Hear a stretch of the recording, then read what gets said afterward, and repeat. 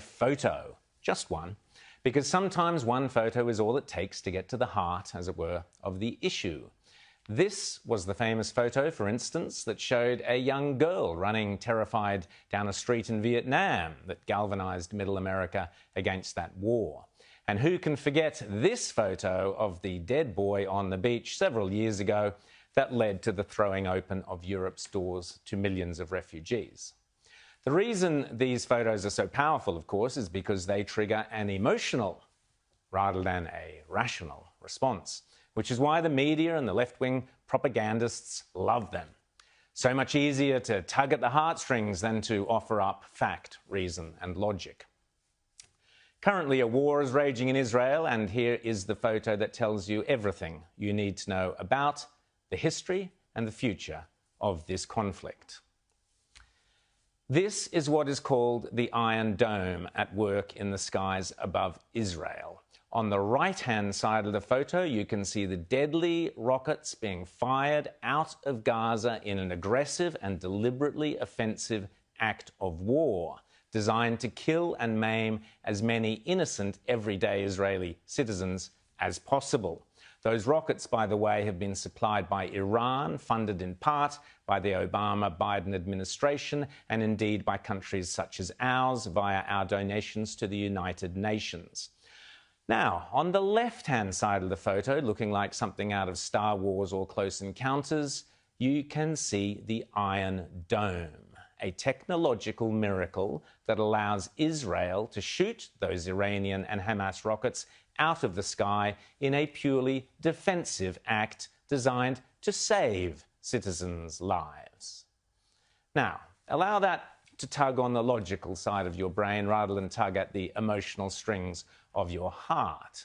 On the right-hand side, a barrage of deadly missiles supplied by the terrorist Iranian regime to the murderous thugs of Hamas, designed to kill Jewish men, women and children as they sleep in their beds. On the left-hand side, a highly sophisticated and remarkable defensive system designed through ingenuity and necessity over many long years to protect lives. That is the story of the Gaza conflict and the history of Israel and Palestine. Pretty much everything else you will hear is obfuscation, distortion and lies, including this insidious rubbish that the Palestinians are the victims courtesy of the pernicious moral relativism of the left, peddled incessantly by the mainstream media and spouted by fools such as the creepy former leader of Pink Floyd, Roger Waters. Unless some pressure is brought to bear upon the Israeli government to stop their ferocious, murderous attack on Gaza. What rubbish. Of course, this disgraceful performance by Adam Bolton on Sky News in London, interviewing the Israeli ambassador, Tzipi Hotovely, takes the United Nations, its duty to say that Hamas is committing a double war crimes. Right. One war crime is they're shooting from civilian areas, and the other one they're shooting to civilians. So they're committing double war crimes. As you well know, the United Nations has repeatedly said that the settlements are illegal in international law and should cease, and those are continuing. But they need to condemn terror organization, which is recognized by Britain and by the United States, that is now shooting into civilian all population. I'm saying, it's a bit rich to say the United Nations should do something when Israel is ignoring what the United Nations has said in the context of settlements. Can I ask you something? What would you do if Britain was under a fire?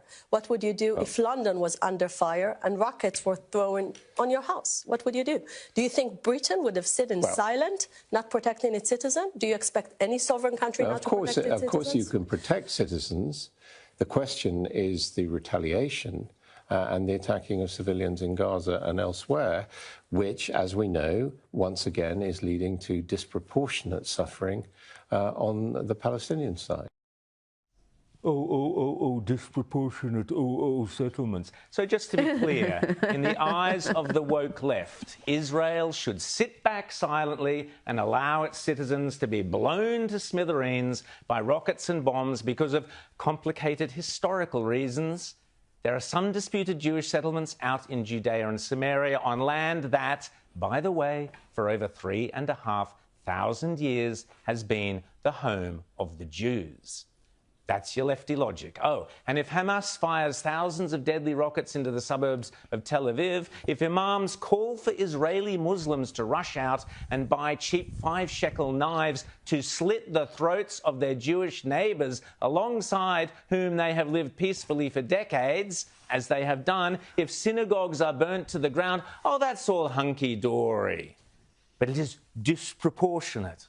What a vile word, disproportionate of Israel to defend its people. How dare the Israeli government stop Jews being killed? Well, may Adam Bolton hang his head in shame.